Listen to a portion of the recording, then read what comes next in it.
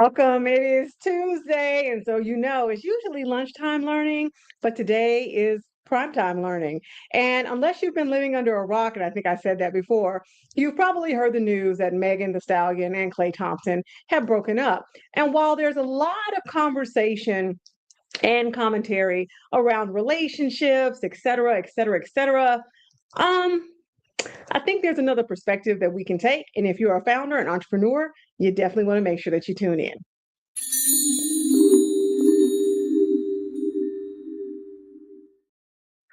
My name is Stephanie D. McKenzie, and I am here to talk about Megan Thee Stallion and Klay Thompson's breakup, kinda. So, as a fractional executive, I work in the brand and marketing space, brand strategist, as well as a foundership and entrepreneurship educator. I have a tendency to put the things that founders and entrepreneurs, those who are building businesses or leading businesses, through the lens of popular culture. And so, right now, it's all about Meg Thee Stallion and Klay Thompson.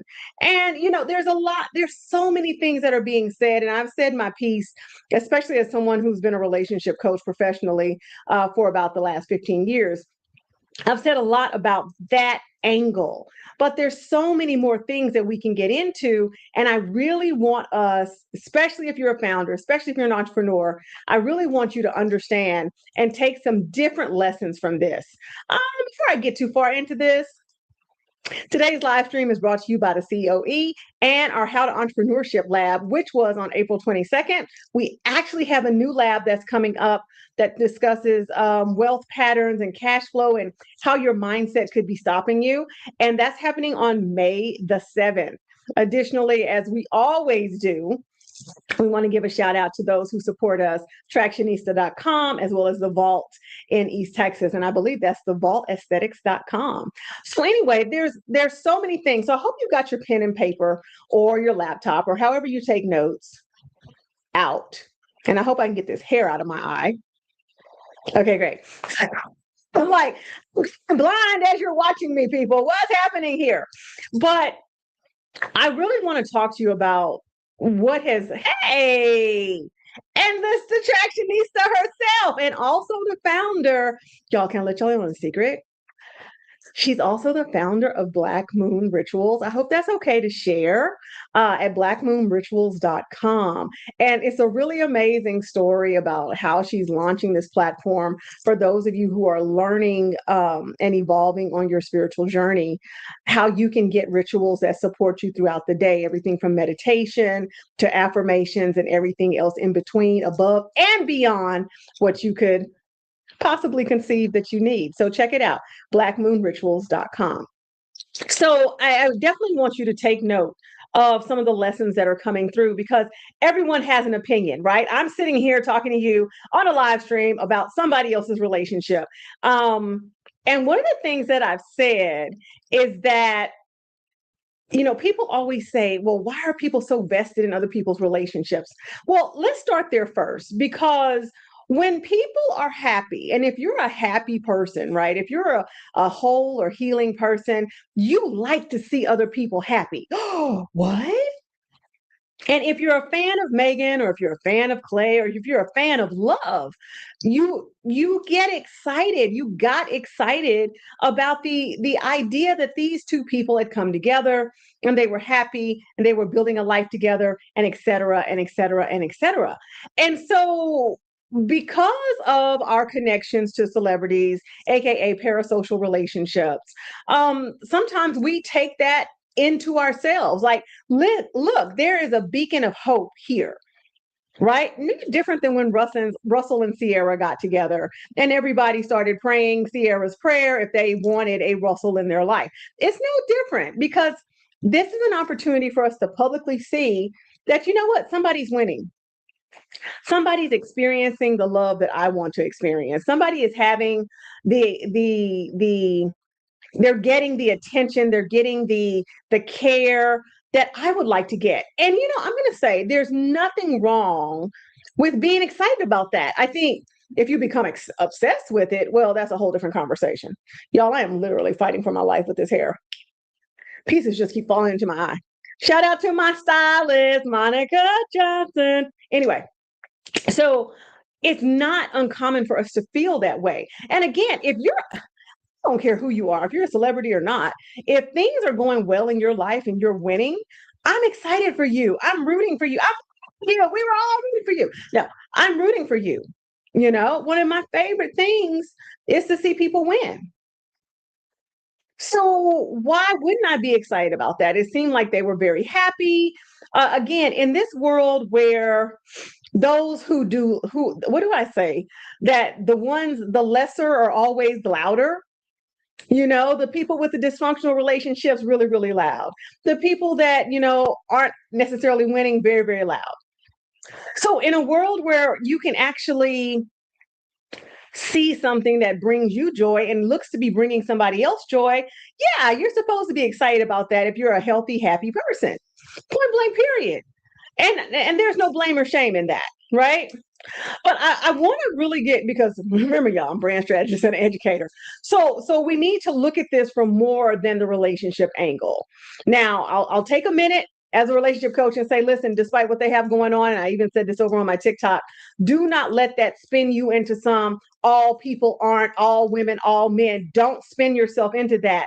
And the reason why you can't spin yourself into that is because at the end of the day, what you seek is seeking you. Now, the advanced lesson of that is, what are you really seeking? Because it sounds really good for you to say, yeah, I want a healthy relationship. I want this. I want to be whole. But in the background, if you're like, everybody is this and women cheat and all men are dogs and da da da da, that rhetoric is programming your cells and your being to expect just that. I didn't make it up. I didn't say it. I'm just letting you know what you're doing so you can do otherwise. So if you really want great things in your life, there's a level of courage that has to, I hate to say have to as a coach. There's a level of conviction and courage that is to your benefit to press into so that you can align with what you really say that you want. And truthfully, as humans, we do this double speak all the time. We say we want one thing, but we don't believe that it'll occur. That it will occur. We say we want to, be rich or be abundant or whatever, but in the background, we're still, chastising ourselves for decisions that we made 20 years ago. And I'm like, okay, yes, we all made mistakes and decisions and missteps. And, if I really had time, I'd get into how there's no such thing as a mistake, but we don't have that kind of time. So just take that and run with it. And if you have a question, drop it below, comment, drop it below.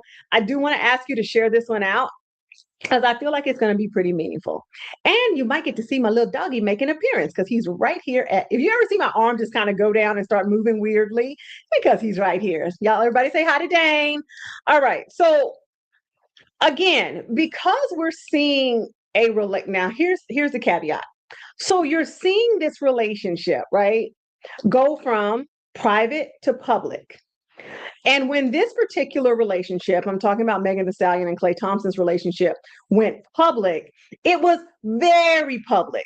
Lavish displays, lots of PDA, holding hands, speaking boldly about each other, emoting and doting, all of the things.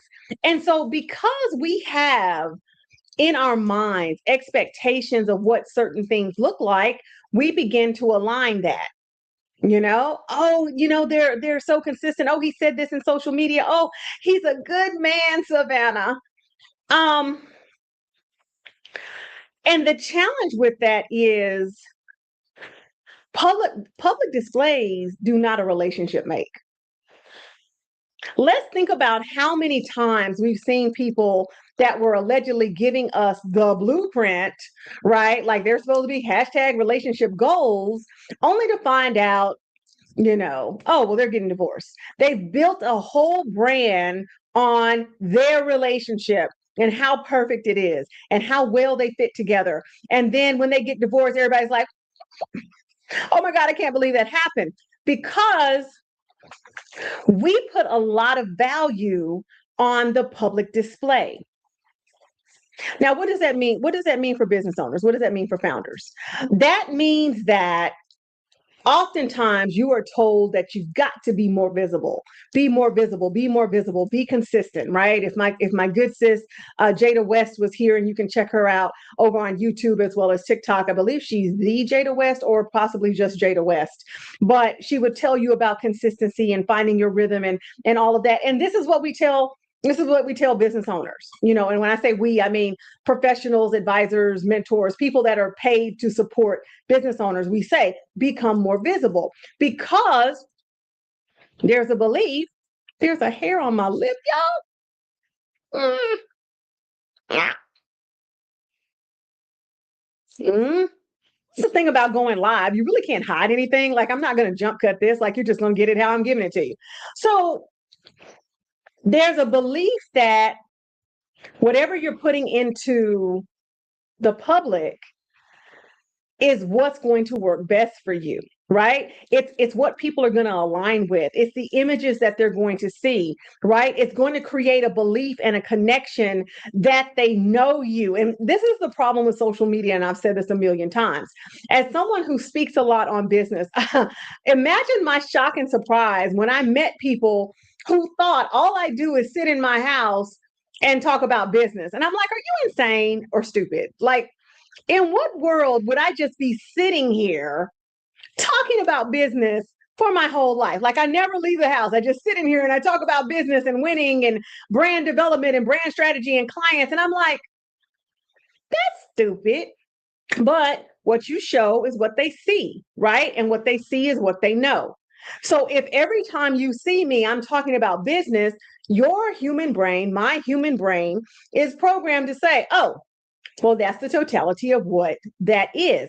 This is why visibility can become dangerous for founders if the following things aren't present. So let's go back to the relationship.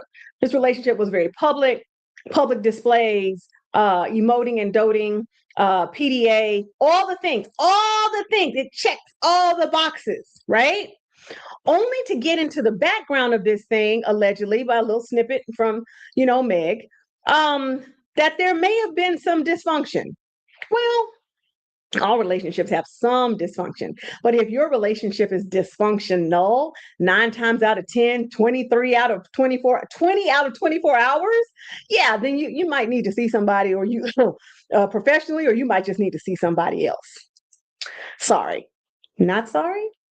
So anywho, so you've got these public displays, and because remember, what you show is what they see, and what they see is what they know. So you're seeing these very public displays, this emoting and doting, this PDA, et cetera, et cetera, et cetera. And so in your brain, well, not in everyone's brain, because those of us who see the things and know the things, sometimes we see the things and we know the things, but sometimes we hope that we're not seeing the things and knowing the things.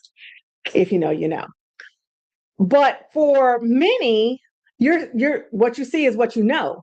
So they're having a great relationship. He's a good man, Savannah. Now we're finding out things might be a little bit different. And regardless, and I want to say this, regardless of how you feel about Meg, let me tell you what's super disturbing about this, and I'll get back to what I'm supposed to be talking about. It's super disturbing to watch members of the male species. Notice I didn't call them men, because men don't do this. And this is something that I need to ingrain into the minds of humans everywhere. Men do not applaud or praise the demise, the hurt, or the heartbreak of a woman. Men don't do that. Only members of the male species do that. Only man children do that, because that's completely immature.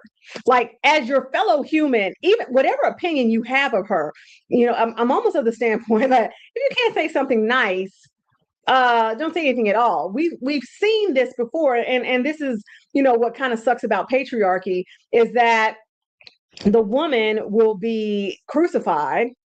Oh, she's a 304. Oh, she's this. Oh, she's that. Okay. Does that is that okay? Are you okay? Like, do you know these things for sure, or are you listening to her music? Because if we're honest about rap music and rap lyrics, as a child of the 80s and 90s, right? There are some lyrics that would be super disturbing if people were actually living that out. And as we've gotten older, we have learned how many of our famous gangster rappers and whatever, keeping it hardcore, that were really playing a role for the music industry. But I don't have time to get into that. Let me stay focused. So, again, what you show is what we see, and what we see is what we know. So, same thing with your business. What you show is what you see, and what they see is what they know. Possibly I'm putting that in the wrong order, but since I said it, I can mess with it if I want to. It's my word, and I'll mess with it if I want to. I guess it's my phrase, and I'll mess with it if I want to. So, what becomes challenging is when there's this disconnect between what we see and perceive and what is. So, you're seeing he's a good man, Savannah, but now, and you're perceiving, oh, this is a great relationship. We're so happy for her. Bravo, bravo. We're so happy for them. Bravo, bravo. Yay, we hope this works. Blah, blah, blah, blah, blah. Only to see something different. Again, and so for the business owners watching this, that means that visibility is not the only thing that's going to make you successful. Remember, brand is about expectation. Expectations set by you, expectations met by you, right? You set the expectations by what you communicate, you meet them by your operations and your leadership. So ultimately, right, you're putting out information, putting out information, putting out information, putting out information. But then in the background, you have fulfillment issues. In the background, people aren't getting their orders. In the background, so many other things are happening, but you went viral 10 times this month. But you've got 100,000 followers on TikTok. So you're really good at being seen, right? But your follow through is complete and utter foolishness. And this just needs to be said because there's way too many of you that if we have to say you're pulling a Klay, there's too many of you pulling a Klay. And then you're wondering, well, why is this not happening? And then on the flip side, there's business owners who can pull a Klay, right? They can get hundreds of thousands of dollars. They're great salespeople. But that integrity, boy. Woo! Ooh, ooh. It's like a really cool car with no engine. Like, where are we going? It's great. Oh my God, look, it's an empty shell. And so even if you're good right now, and then there's a flip, right? You're really good at being behind the scenes, but not being good at being seen. I think that's another lie for another time. What I want you to take from this situation is that there's going to always be a perception of you based on the images that you put out into the ether. People are going to have a perception. Now, the hope is that what they're perceiving is to your benefit, right? It makes them, what is it? Know, like, and trust. So they know you, then they like you, then they trust you, then they buy from you, right? It's hope that you're removing confusion because confused consumers don't buy. And as someone who has confused their consumers, and this is what I do, y'all, I know for a fact that I have confused my consumers sometimes because I'm multi-passionate. And it wasn't until, I had to sit down and understand, hey, we don't need to have 4 to 5 different entities here. No.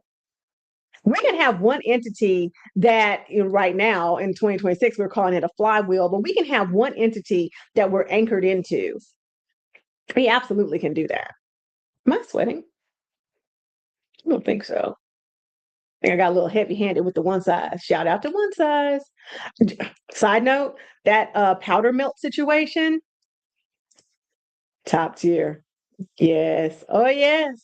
Oh, yes. All right. So I'm not going to do this for long. I just wanted to take a moment to tie this, to steer this boat in a different direction. Right.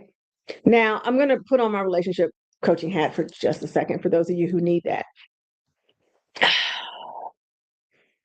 The public displays can never be greater than the private. The public can never be greater than the private. And I want to say this in case somebody's watching this and they have been love bombed.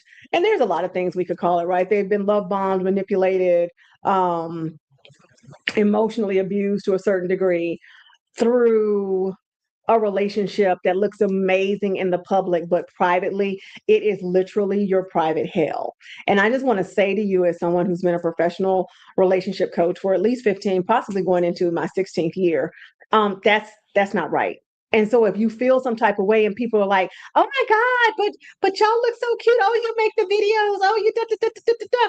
If you are absolutely losing it on the inside, if you feel like you are being love bombed and mistreated, if you feel like you're being gas, that's the word I was looking for. If you feel like you're being gaslit, let me go ahead and open up my inbox to you. If you need somebody to talk to, this is not, I'm not trying to charge you a fee or anything, but this is my area of expertise, one of them anyway. And it's one of my zones of genius. And I want to assist you in understanding the reality of what you're dealing with, and hopefully we can help you find a way to navigate away from that or navigate within it if you feel like that's what you still need to do so that you can be safe.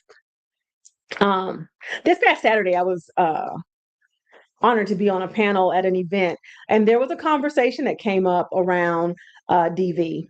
And I think one of the things that needs to be said about dealing with people who are in situations of DV is that, first of all, DV is not always physical. And I think we need to say that over and over again. DV is not just physical. DV is not just physical. DV is not just physical. It is emotional. It is financial. Oftentimes it is verbal before it's anything else, right? And to assist somebody in a situation like that is very honorable. But the first question that anybody has to be, hate the term has to, the first question that is to the benefit of anyone trying to assist somebody in a DV situation is, what do you want to do? Because I can guarantee you won't drag them out of it until they're ready. And if you try, you're going to create a bigger problem, possibly for yourself and possibly for that person. So just be very mindful. But I said I would be remiss if I didn't say these things in the midst of weaving all of this tapestry together to leave the founders and the entrepreneurs that are watching this, and shout out to all of you guys, to let you know that the same thing that has happened here with this relationship is the same thing that's happening with possibly happening with your business every day. And the call to action is really simple. Make sure that your public output, your public visibility is in alignment with everything in the background. That's it. That's all. That's it. That's all. And so when I'm working with a client and we're trying to figure out and create or convert their positive brand equity, because there is such a thing as negative brand equity. When we're converting that into, or attempting to convert that into peak profitability, one of the things that we have to look at is how things are delivered when nobody's watching. Everybody's talking about be authentic and yeah. Okay, so and that's not just about you fulfilling your orders. That's about how your people are being treated. One of the easiest ways to amass a lot of negative brand equity is for you to mistreat the people in the business you are in, the people that support you, your assistant, I don't know whomever you have on your team. Mistreating your team is basically saying, open the floodgates and let all the negative brand equity come in. Because when those people evangelize the brand, they're going to talk about how you treated them.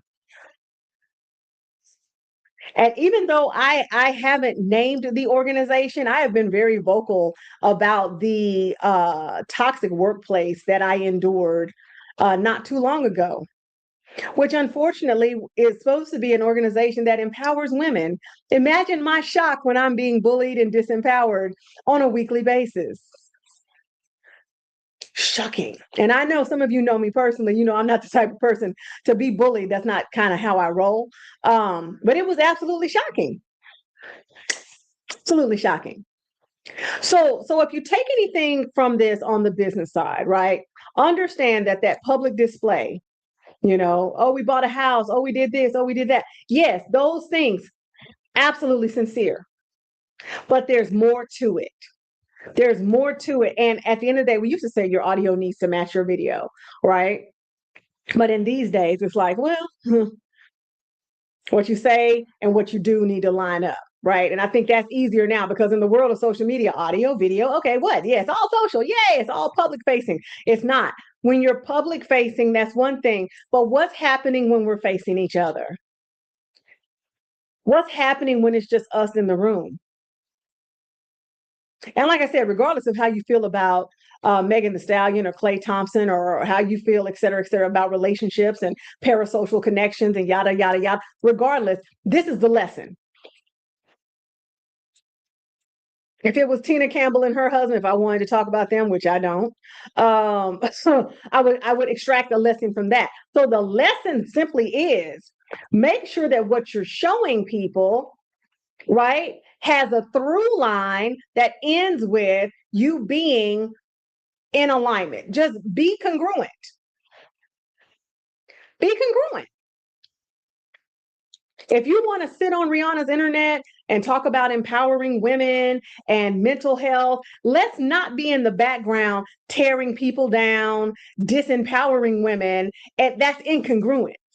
And incongruence is what's going to create that negative brand equity. Because remember, brand is about expectation, and brand development, at least in my world, is the foundation for communications, operations, and leadership. So when I'm looking at how we develop or redevelop a brand, I'm not just going to say, let's make a new logo. Woo! New logos, and you get a logo, and you get a logo, and you get a logo. No, we're not doing that. We're looking at how you actually run this business. What's the through line here? How do people feel about working with you? How many people have come through your organization that's going to say that you treated them poorly? That matters. So if we look at the organization of Klay Thompson, like, sir, I'm sure you all can hear that. Welcome to the wonderful world of Dane. Sir, you've amassed a ridiculous amount of negative brand equity. Now, listen, I'm not stupid, and I've run in celebrity circles, and I know that we could go even deeper into this. But for now, right, today, I'm a foundership and entrepreneurship educator that has also been a professional relationship coach. And so these are the vantage points that I'm sharing with you from.